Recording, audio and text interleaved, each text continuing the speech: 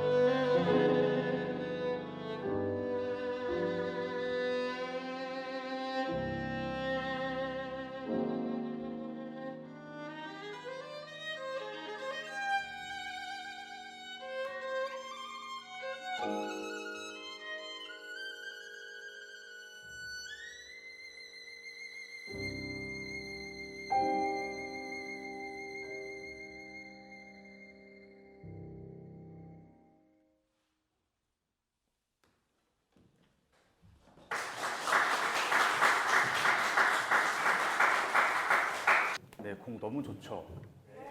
네. 이 포스터 보시면은 여기 스페셜 게스트라고 있어요. 보이시나요? 그래서 오늘 사실 가정의 달이고 해서 이 분을 모시고 정말 이 가정 얘기를 조금 들어보려고 하는데 저희 그러면 한번 큰 박수로 모셔볼까요? 네, 나와주세요.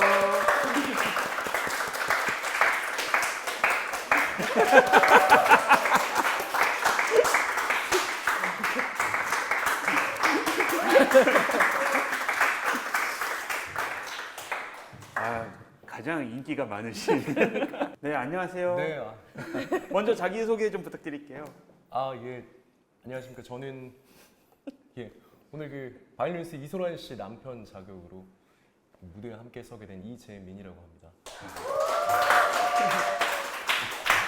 네. 목소리가 너무 좋으세요, 그렇죠? 그래서 저는 처음에 성우분인 줄 알았는데 직업이 혹시 또 그렇게 말씀하시니까 제가 또 이게 선뜻 말을 또 잘 못하겠네요. 저는 지금 변호사로 일을 하고 있고요.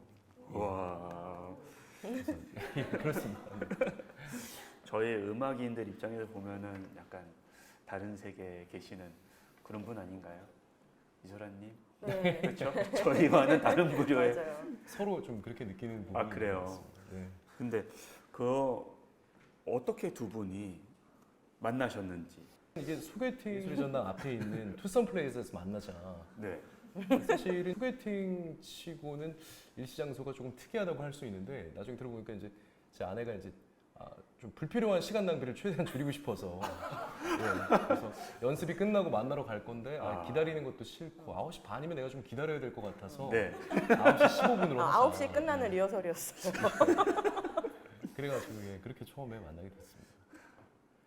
그래서 뭐 사실은 저희가 이제 워낙에 어떻게 보면 또 이질적인 분야에서 일을 네. 하다 보니까 또 저도 이제 음악하는 사람 중에 제 아내 뭐 저는 이렇게 잘 아는 사람이 없었고 아내 입장에서도 마찬가지일 것 네. 같은데 그러다 보니까 서로 이제 처음에는 우리가 좀 이야기라도 원활하게 좀 될 수 있을까 하는 네. 그런 우려를 좀 했었는데 그날 어쨌든 그 투썸 플레이스가 문 닫을 때까지 시간 가는 줄 모르고 대화를 했었던 기억이 정말 납니다. 인연이라고 생각을 하셨나 봐요.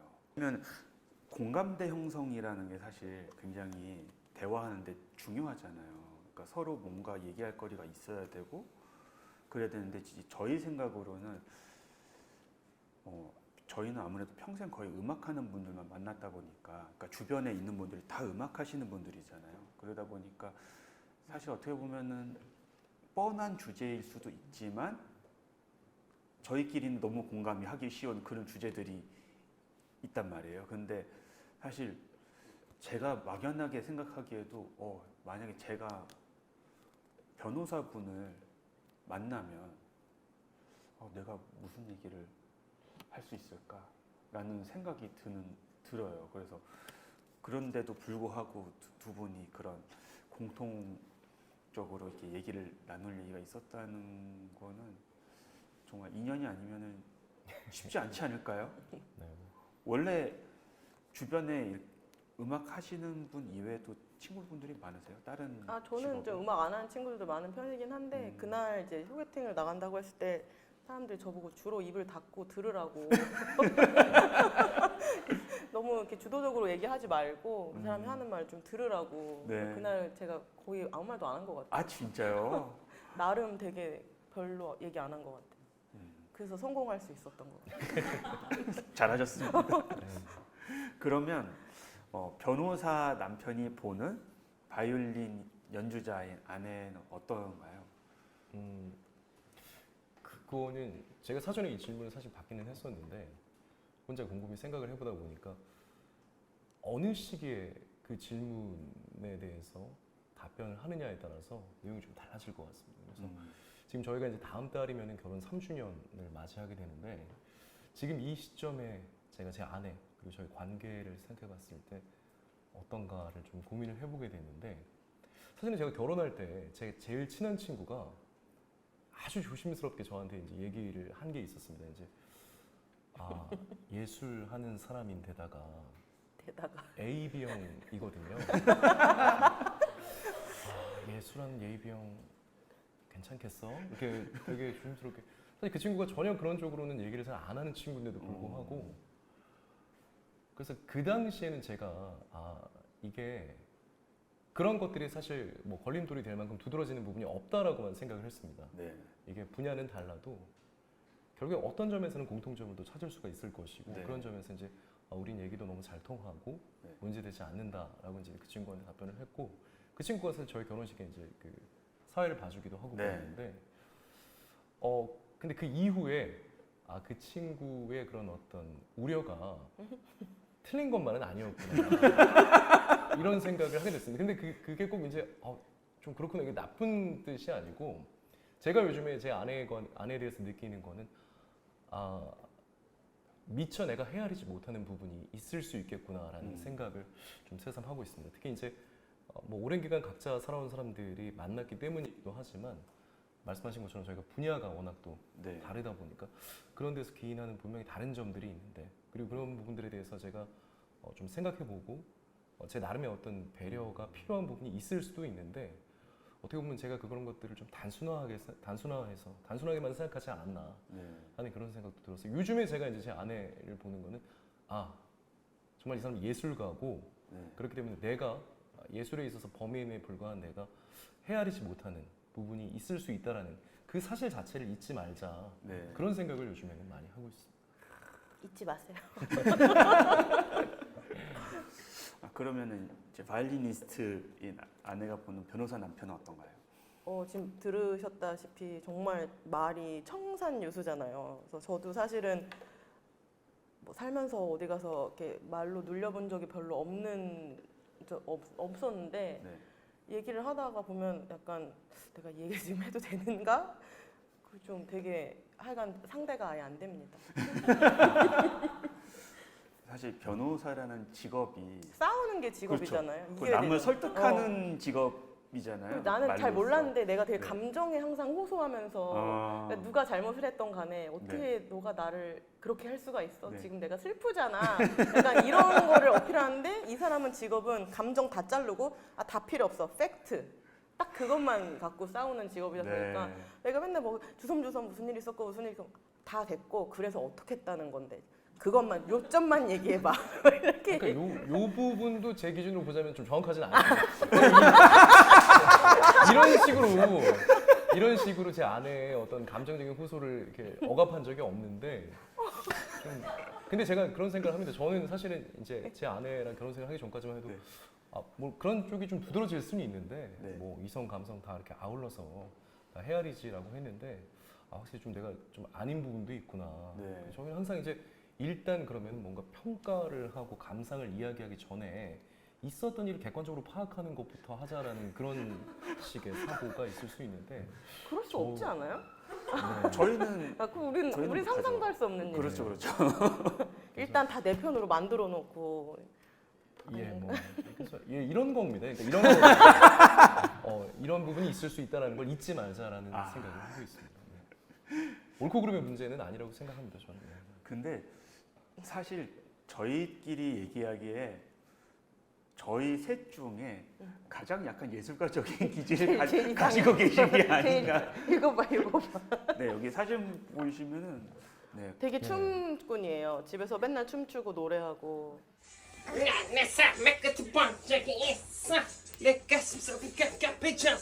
아니 근데 오늘 포스터가 이게 정말 드로잉도 뮤직에서 점입가경이다라는 생각이 이게 이 파괴적인 색감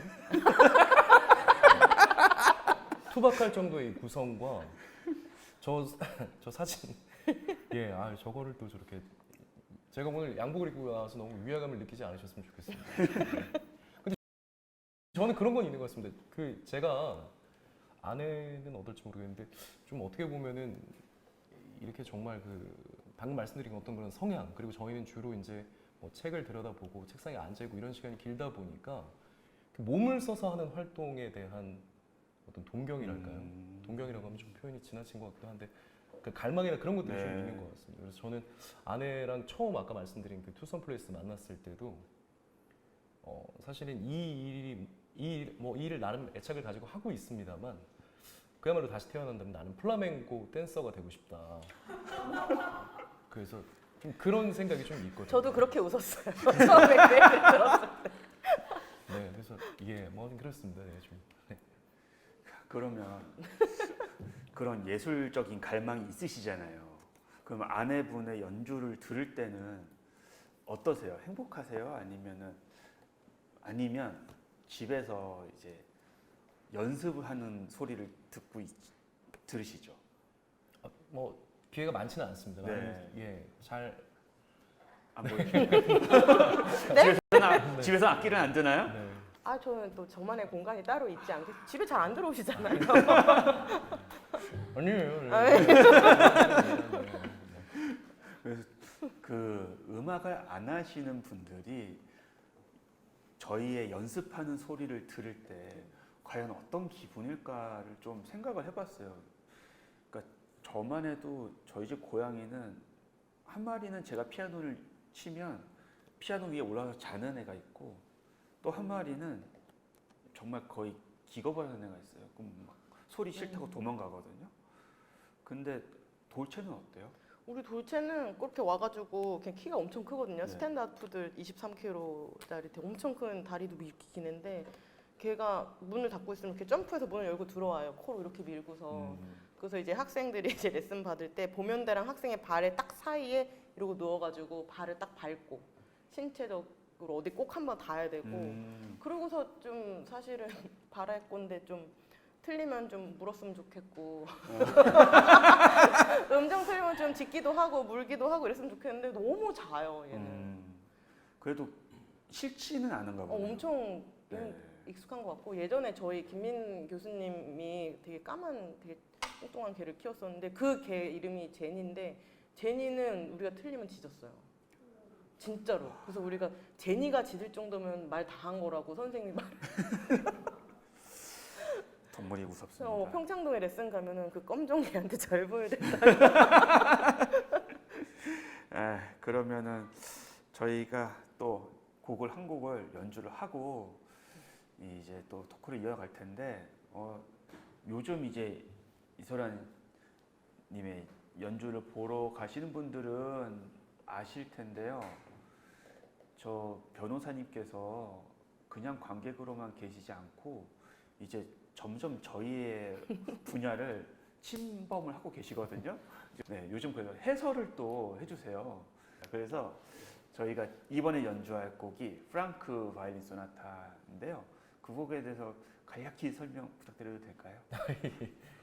야, 근데 제가 그거 하는 거는 이제 저는 아내가 이제 좀 위안이 됐던 거는 저도 클래식 음악을 뭐 전문가는 아닙니다만 좋아하긴 하는데 사실은 이렇게 예를 들어 뭐 예술의 전당에 가서 좁은 넉넉한 아주 넓은 공간은 아닌데 좁은 자리에 앉아서 뭐 몇십 분씩 이렇게 곡을 미동도 없이 이렇게 듣는다는 게 좀 곤혹스럽다, 고역이다라는 생각이 들기도 했는데 아내도 그거에 대해서 공감을 해주더라고요. 그런 거에 대해서 뭐 뭔가 이렇게 부정적으로 평가를 하는 게 아니라 그래서 뭔가 조금 더 이렇게 공연장을 찾으신 분들을 대상으로 해서 조금 편안한 분위기를 조성하기 위해서 아무래도 이제 아내가 이제 공연을 한다라고 하면 아내의 지인들이 대부분이기도 하고 하니까 이제 그렇게 아는 분들을 상대로 좀 편안한 분위기를 만들어 드리기 위해서 제가 이제 했는데 사실은 뭐 제가 말씀드린 것처럼 잘 아는 거는 아니라서 특별한 내용은 아니고 이번에 이제 들으실 세자르 프랑크의 그 바이올린 소나타 같은 경우는 한번 독주회 때 다루었던 곡이기도 합니다. 그래서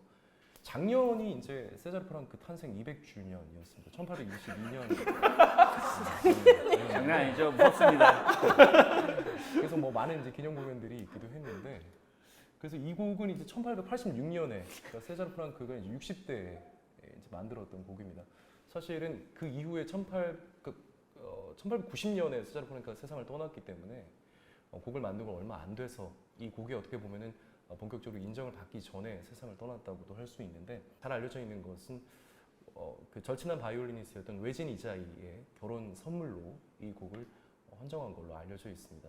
사실 보니까 제가 외진 이자이하고 프랑크는 한 30년 넘게 터울이 있더라고요. 그래서 그런 부분에서 좀 단순한 얘기긴 합니다만은 새삼 또 예술의 힘이 느껴지는 것 같기도 합니다. 사실 우리나라에서는 이게 30년 정도 터울이 있게 되면 정말 절친한 사이다라고 표현할 수 있는 경우가 많지는 않을 것 같은데 그럼에도 불구하고 어떤 그런 예술적, 음악적 공감대로 인해서 그런 관계가 되지 않았나 싶고 그래서 이제 결혼식 당일에 직접 이제 즉흥 연주를 하기도 했던 걸로 유명한 곡입니다. 그래서 이 곡이 이제 그런 목적으로 만들어진 곡이다 보니까 뭐 연애의 시작 그리고 사랑 어떤 이런 정서들을 느낄 수 있는 그런 곡이라고 하는데 뭐 이제 그 교수님께서 강조하신 것처럼 가정의 달에 이게 또 이제 이 오늘로 서초동 새로운 시즌을 시작하는 마당에 좀 적절한 선곡이 아닌가 하는 생각이 듭니다. 네.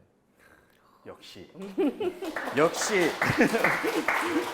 네, 그러면 저희가 이제 프랑크 소나타를 연주를 할 텐데요. 이 곡이 1, 2야. 사실은 4개 악장인데 이 곡을 다 하면 거의 30분 정도 돼요. 그래서 오늘은 분량상 1, 2악장을 연주하도록 하겠습니다.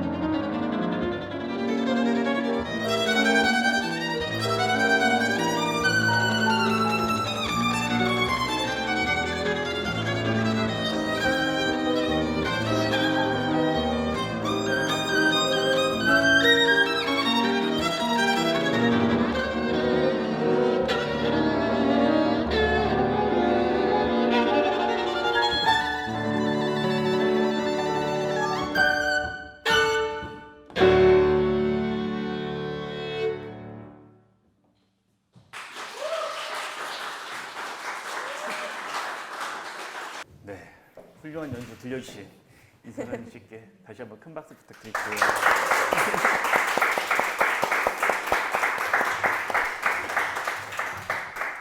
너무 잘 들었습니다. 아, 너무 이제 같이 연주해놓고서 힘드네요.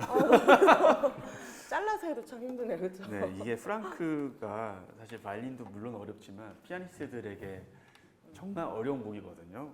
특히 이 악장이 정말 어려운데 이게 되게 싫어하더라고 하자고 했더니. 네, 그래서 제가 끝까지 이 악장 안 하고 다른 악장 하면 안 되냐고 막 그러는데 네, 뭐 좋으셨나요? 네. 다행입니다. 네, 제가 몇 가지 그냥 질문을 더 드리고 이제 거의 끝이 났어요. 그래서 몇 가지 질문 더 드리고 마지막 곡 드릴 텐데 혹시 이재민님께서는 뭐 변호를 하시러 가실거나 아니면 어째 그런 저희의 입장에서 보면 연주를 하러 가는 그런 거를 준비할 때 어떠한 루틴이 있으신가요? 별도 루틴까지는 아니고요. 네. 제가 이제 그 어떤 상황을 머릿속으로 이제 가정을 해서 뭐 예를 들어 뭐 법정에서 이제 변론이 진행되는 경우에 어떤 식으로 이제 얘기가 나올 수 있겠다라는 걸 가정을 해가지고 네. 그 상황에 이제 맞게 이제 좀 연습을 해보는 그런 것들은 좀 있습니다. 그러다 보니까 네. 이제 좀 혼잣말을 하게 되는 경우들이 있는데 네. 혼잣말 정말 많이 해요. 아 그래요? 그러니까 예를 들면 샤워하러 들어갔는데 그랬느냐? 뭐 약간 이런 소리가 들려가지고 나 막 부엌에 있다가 깜짝 놀라서 뭐 해보고 그러면 이게 이제 제가 말하는 그런 부분인데 정확하지 않은 그래서 보면 뭐 재판장님 그것은 막 이러면서 아니, 뭔가 이렇게는, 예. 뭐라고 막 연습을 상황극을 막 연습을 해요. 황당해가지고. 어쨌든 이게 상대방이 어떠한 액션을 취했을 때 그거에 대해서 다시 또 리액션을 하는 것도 어느 정도 연습이 필요한 거죠. 그게 이제 그렇죠. 뭐 무대에 서시는 입장도 마찬가지지만 그거는 정말 딱 한 번밖에 없는 기회이다 보니까 그때 이제 주어진 시간에 주어진 기회에 이제 충분히 의견을 피력할 수 있어야 된다는 생각에서 그렇게 연습을 좀 네. 하고 있습니다. 되게 주어진 시간이 너무 짧은데 할 말은 너무 많은데 딱 한마디만 할 수 있다. 약간 네. 이런 생각으로 아. 엄청 생각을 많이 하고 했다가 딱 그날 생각나는 제일 중요한 얘기를 하는 것 같아요. 맞죠? 근데 저희가 이제 재판을 가면은 뭐 형사 재판 같은 경우는 이제 드라마에서 보는 그런 경우들이 많은데 민사 재판 같은 경우는 이제 많은 주장들이 서면으로 글로 다 정리가 되고 그래서 사실은 실제 재판에 가서는 뭐 글로 제출한 거 이외에 더 뭐 특별히 할 말이 있느냐 뭐 없습니다 하고 그냥 끝나는 경우들도 많습니다. 네. 그래서 제가 처음에는 이제 간혹 뭐 어떤 동선이 겹치거나 일정이 좀 여유가 맞을 때 네. 아내하고 그 같이 이제 재판을 같이 예, 가시나요? 뭐 같이 동행을 하기도 했는데 뭐 몇 번 이제 같이 가보고 나서는 조금 의심을 하더라고요. 변호사 맞냐? 약간 앞문으로 들어가서 뒷문으로 나오는 느낌? 정말 10분밖에 안 걸려요. 아, 그래요? 네. 예, 한 그래서 사건마다 배정된 게 5분, 10분 이런데 그러니까 주차할 데가 없으니까 같이 가서 제가 이렇게 하고 한 바퀴 돌고 한번 나와 있어요. 그래서 예, 실제 이제 좀 뭐 이제 드라마 영화에서 보여지는 그런 상황을 조금 생각을 하다 보니까 네.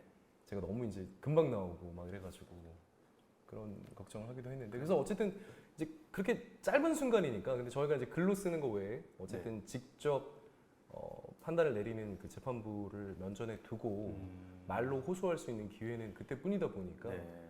그때 뭔가 그래도 좀 저희한테 유리한 방향으로 저한테 유리한 방향으로 뭔가 좀 인상을 심어주려고 예, 그런 그럼 연습을 막 합니다. 그런 거 있잖아요. 이제 뭐 음악가들도 그런데 운동 선수들도 엄청난 루틴들이 있는 선수들이 있잖아요. 예를 들면은 테니스 선수 라파엘 나달은 코트에 진입할 때 무조건 왼발부터 들어간다 그랬나? 그러니까 특정한 발이 무조건 들어가야 된대요. 그런 사람도 있고 이제 뭐 농구 선수 중에는 자유투를 쏘기 전에 공을 몇 번 튀기고 뭐 이렇게 쏘는 사람들도 있고 그래서 그런 루틴들이 있는데 저는 워낙 또 중요한 일을 하러 가시니까 예를 들어서 뭐 그날은 매운 음식을 안 먹는다든지 아니면은 뭐 커피를 안 마신다든지 음악가 분들 중에는 연주 전에 커피 안 마시는 분들도 굉장히 많거든요. 그래서 어떤 루틴이 있나. 네, 그래서 교수님께서는 뭐 어떤 저요. 저는 딱히 없는 것 같아요. 커피 왜 안 마셔요, 사람들이? 심장 뛰어서? 안 그래도 떨리는데 커피를 마시면 이제 더 컨트롤이 안 될까봐 커피를 안 마시는 분들이 많은데 저는 오전까지는 마시는데 만약에 저녁 연주가 있으면 오전에는 마시는데 오후에는 커피를 안 마시고 매운 음식은 웬만하면 안 먹으려고. 네, 연주하다가 큰 일이 발생하면 안 되니까. 네, 그래서 매운 음식을 안 먹고 좀 그런 거는 있어요. 근데 저도 어떻게 보면은 다른 연주자들에 비해서는 좀 덜 예민하려고 노력을 하나요? 저요? 어때요? 저를 볼 때 어때요? 어, 예민한 사람인 것 같아요. 스스로 더 잘 알지 않으세요?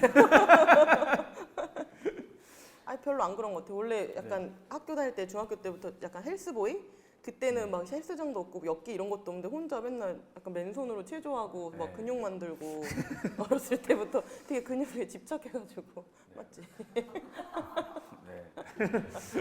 그래서 뭐 막 음악 하시는 분들 중에 심하신 분들은 무거운 거 아예 안 드시는 분들 많고 장바구니도 안 드는 분도 있어요. 그리고 뭐 과일 안 깎고 저 다 하는데 그치? 손이 다칠 수 있는 모든 거를 안 하는 분들이 계세요. 난 그런데 호미도 두는데? 네? 난 호미도 두는데 이거요? 이거 네. 깜짝 놀라셨죠? 이렇게 바쁜 일상을 보내고 계십니다. 요즘에 집 앞에 화단에다가 상추를 심었어요. 어때요? 이렇게 상추를 아 상추 너무너무 빨리 자라요. 네. 진짜 물도 많이 먹고 네. 저는 이렇게 비닐 이렇게 제대로 안 해서 했는데 비닐을 다 하는데 이유가 있더라고요. 이렇게 검정 비닐 해야지 물도 안 이렇게 자주 안 줘도 되고 흙도 안 튀고 지금 이건 완전 초창기인데 지금 여기 가지 뭐 토마토 지금 옆에 샤인머스켓 나무도 심었어요. 지금 포도도 열리고 있어. 대단하십니다. 이게 식물 키우는 것도 엄청 정성이 필요하더라고요. 저도 집에서 뭐 허브도 키우고 있고 또 나무도 이렇게 조그만 걸 키우는데 정말 죽이기가 더 힘들다는 나무들 이미 여러 번 네, 보내드리고 네, 근데 확실히 정성을 엄청 쏟아야 되는 게 식물이더라고요. 제가 안 그래도 가서 물어봤어요. 왜 이렇게 키우기가 힘드냐 그랬더니 식물 키우는 게 애 키우는 것보다 더 힘들어요 그러는 거예요. 그래서 차장님 하시는 말씀이 식물은 아파도 티를 안 낸다는 거예요. 아파도 울지를 않으니까 내가 계속 관심을 가지고 막 정말 사랑해주지 않으면 식물이 금방 이렇게 가신다는 거예요. 그래가지고 요즘은 정말 아침에 저도 일어나면 하는 일이 가서 제대로 잘 크고 있나? 그리고 저녁에 집에 가가지고 잘 크고 있나? 네, 그게 저도 저의 일상이에요. 네, 그러면은 이소라님은 루틴 같은 거 없으세요? 전 별로 없어요. 너무 쿨하시다.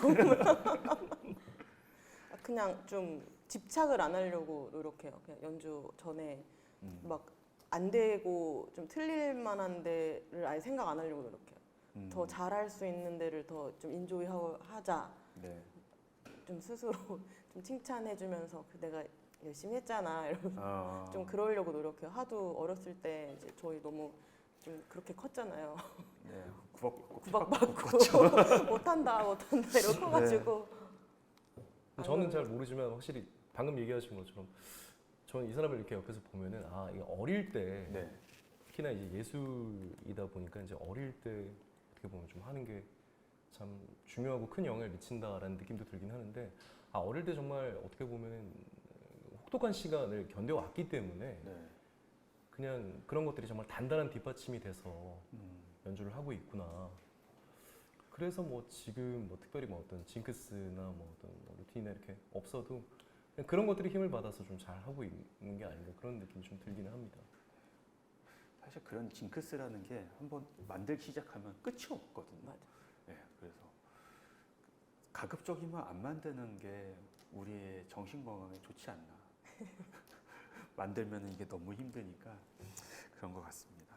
그러면 스트레스 관리 방법은 어떻게 하시나요?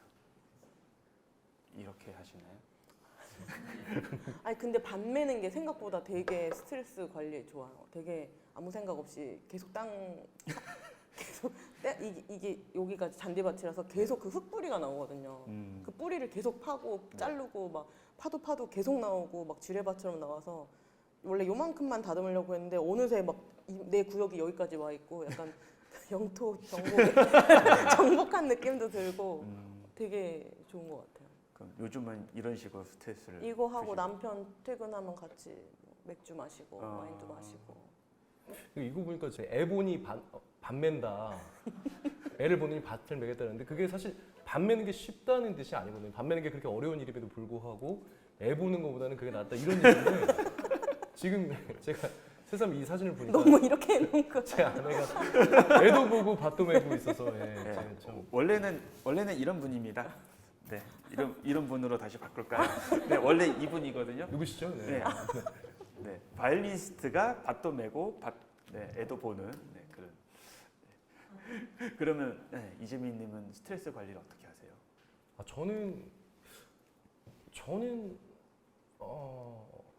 음주 노래. 가무? 음주 가무로 많이 이제 스트레스를 푸는 편이었는데 네. 사실 최근에 그런 생각을 좀 했습니다. 코로나 때문에 거의 이제 제일 큰 타격을 입은 활동 중에 하나가 음주 가무가 아닌가 싶거든요. 그래서 맞아요. 그 동안에 뭐 음주 가무에 많이 의존하고 있다고 생각은 안 했는데 그래도 그게 없이 몇 년을 지내왔기 때문에 내 안에 좀 스트레스가 많이 좀 누적됐을 수도 있겠구나 그런 생각을 좀 최근에 하기는 했습니다. 노래방 가면 1시간 동안 혼자 불러요. 아 진짜요? 완전히. 그러니까 저도 원래 노래방 가는 거 굉장히 좋아했는데 이제 코로나 이후에 거의 지금 3년 넘게 노래방을 안 가다 보니까 이제는 다시 노래방 가는 게 좀 무서운 거예요. 거길 갔을 때 왠지 노래를 더 못해줬을 것 같고 원래도 잘하진 않았지만 그래가지고 섣불리 이렇게 막 노래방 가자는 말을 못 하겠더라고요. 그래서 그 후에 가셨나요? 아니, 좀 코로나가 지금 그걸 좀 못하고 있어서 예. 아직도 못 하고 예. 샤워하면서 해요. 목욕탕 엄청 울리잖아요. 네. 거기서 부르는 차 안에서도 부르고. 제일 잘하게 들려요. 본인 스스로도. 차 안에서 이제 아무도 없을 때. 알겠습니다. 그러면 혹시 관객분들 중에서 이 두 분께 궁금하신 점이 있으실까요? 평소에 음악가에게 물어보고 싶었다든지 아니면 변호사에게 물어보고 싶었다든지. 저희 둘. 네. 어떤 질문? 이소란 선생님께 여쭤보고 너 물어볼 게 있으면 어제 물어보지 왜 갑자기 여기서 물어? 어제 만났는데 학생이에요? 날 또 곤란하게 하려고. 이제 선생님께서 악기도 여러 개를 사용하시고 활도 되게 예쁜 활도 갖고 계시고 여러 개를 갖고 계신 걸로 알고 있는데 연주하시기 전에 어떤 활을 갖고 나갈까를 고민하시고 계신 모습을 제가 본 적이 있어요. 그래서 그게 계속 궁금했었어요. 어떤 스타일의 활이고 또 오늘은 그 반짝반짝한 활이 아니라 다른 활을 갖고 나오셨길래 어떤 기준에서 또 고르셨는지 또 악기랑 궁합 이런 것도 생각하실 것 같아가지고 1번은 이제 악기랑의 궁합이고 지금 쓰고 있는 악기가 2개인데 이게 지금 저희 선생님께서 후원해 주시고 계신 아주 고가의 아주 소중한 현대 아파트 대략. 현대 아파트 30평 정도는 되는 그래요? 아이로 알고 있는. 어휴. 더 떨어져야겠다. 그래서 근처도 가지 말아야지. 그래서 아까 여기다 올려놓는다고 해서 안 된다고. 그래서 이 악기를 쓸 때는 이제 제가 갖고 있는 활 중에 이제 제일 좋은 제 올드 활을 쓰려고 노력을 하고 그 말고 이제 제가 원래 갖고 있는 제 악기 소리가 괜찮은데 그거 할 때는 좀 그 아까 얘기한 그 반짝이는 좀 현대 활이 있는데 그거를 주로 쓰기도 하고 근데 주로 내가 고민할 때는 내가 얘 활털 언제 갈았지? 지금 이거 쓰면 괜찮으려나? 지금 약간 현실적으로 이거 어저께 썼는데 틀렸는데 약간 징크스 있는 것 같다. 그러니까 맞는데요? 어저께 그 활 썼는데 틀렸어. 그러면 약간 안 쓰고 싶어 며칠은.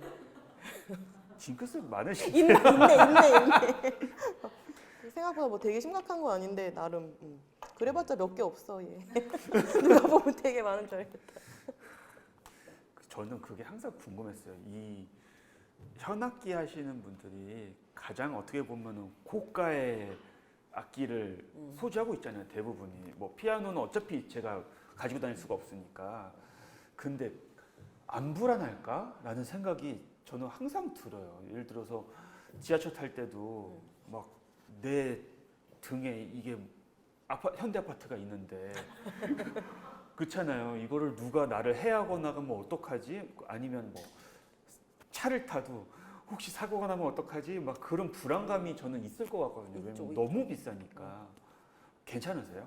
그러니까 처음에 2학기 저희 선생님께서 빌려주셨을 때 제가 들었던 가장 황당했던 게 집에 금고 있니? 였어요.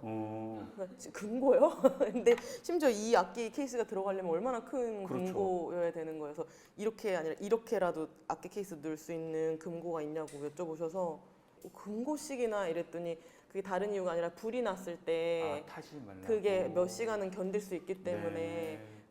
지금도 없어요 금고는. 저 지금 금고는 없고 항상 그 집에 도둑이 들거나 뭔가 정말 큰 일이 생겼을 때 뭐부터 들고 나가냐가 항상 악기였는데 외국 살 때는 여권, 그렇죠. 유학자는 그렇죠. 이제 신분 때문에 여권이랑 악기 맨날 들고 나갈 생각했고 요즘에는 그래도 애기들 제일 먼저 챙겨야 되지 않을까. 네. 가족 먼저 챙겨야 돼. 가족이 우선이죠. 그 남편이 또 사주겠죠 뭐. 예, 뭐. 변호사님이시니까. 예, 뭐, 아이, 장기도 다 건강하지. 네, 좋습니다. 또 질문 있으신가요? 네. 차르다시가 18번 곡이라고 하셨는데 그러면 가장 연습하기 힘들으셨던 곡이 어떤 곡이 있을까요? 곡이 연습하기 힘든 곡이요? 네. 파가니니 카프리스요. 파가니니 카프리스는 제가 학생들한테도 막 좀 말하기도 미안한데 나도 안 되면서 이래라 저래라 하기 조금 미안할 정도로 그냥 너무 곡 자체가 그냥 나쁘게 쓰여 있어요. 그러니까 막 나쁜 말 나쁜 거 맞지? 고용시키려고. 진짜 막 일부러 막 네. 고생시키려고 막 24개를 만들어 놓은 것 같아서 저는 유학 갔을 때 저희 선생님께서 24번부터 거꾸로 매주 하나씩 시켰어요. 죽이 되든 밥이 되든 사람 앞에서 무조건 그걸 해라. 그래서 제가 그때 영어를 잘 못해가지고 예스 하고 살던 시절에 거절을 못해서 그거를 하다가 너무 심하게 스트레스를 받아서 10몇 번에서 멈췄거든요. 한 중간쯤에서. 그때 이후로 제가 그걸 아주 크게 클립으로 잠가놨어요. 봉인. 봉인. 나는 다시는 하지 않겠다. 그래서 사실 어른 돼서 제일 좋았던 거는 내가 굳이 파와니카프를 하지 않아도 된다는 거. 내가 굳이 이게 콩쿨 나가면 거의 1차에서는 콩쿨은 항상 1차 때 패스를 무조건 해야 되니까 울면서 하는 건데 네. 어떻게 뭐 1차를 패스할 정도로는 하지만 진짜 억지로 되는 거지 막 사람들 앞에서 막 잘되는 걸 보여줄 정도로 잘하는 것 같지 않아요. 너무 괴로워요. 손도 너무 아프고. 겸손하신 거 아닐까요? 사실 너무 진짜 잘하시면서. 못해. 네, 알겠습니다. 그러면은 저희 마지막 질문으로 여기 공통 질문이 있거든요.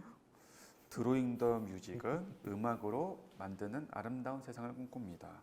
어떤 세상이 아름다운 세상이라고 생각하세요?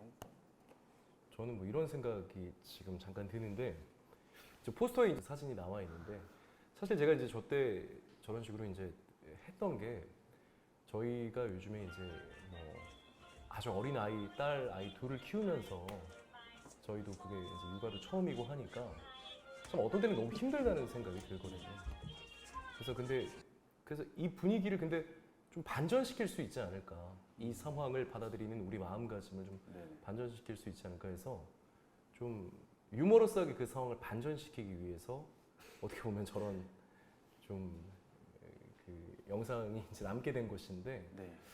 그런 생각이 듭니다. 누구에게나 쉽지 않은 것이 인생일 텐데 그 음악을 통해서 그걸 받아들이는 우리 마음가짐에 좀 한 줄기 여유를 가져다 줄 수 있다라고 하면 이걸 받아들이고 살아내는 그런 힘을 더해주는 그런 차원에서 의미가 있지 않을까 싶습니다. 네. 이소라님은? 아름다운 세상. 맛있는 거 많이 먹고 날씨 좋고 길 안 막히고 네. 그런 거 너무 중요한 길 막히는 거 너무 싫어요. 음식 늦게 나오는 것도 너무 싫고 네. 아름다운 지금 너무 좀 허기져서 원래 이게 아까 분명히 많이 드시고 오셨다고 하셨는데. 그쪽으로 생각이 지금 네, 감사합니다. 오늘 이렇게 두 분 모시고 네, 진솔한 토크와 또 훌륭한 연주 들었는데 여러분들 재밌게 즐기셨나요? 네. 나와주신 두 분께 너무너무 감사드리고요. 마지막 곡으로 어떤 곡 연주해 주실 예정? 카자보에 할게. 카자 무슨 곡인지 아세요? 카자부의? 바람이 머무는 날. 네. 이게 어디에 나왔던? 그 웰컴 OST-인가요? 투 동막골 거기 영화의 OST로 나왔고요. 네. 그 소프라노 조수미 씨가 이제 엄마를 생각하는 마음으로 낸 앨범에 수록되어 있는 곡입니다. 네, 알겠습니다. 그러면 오늘 마지막 곡으로 카자부에 들으면서 네, 오늘의 토크 콘서트를 마치겠습니다. 네, 지금까지 박진이었습니다.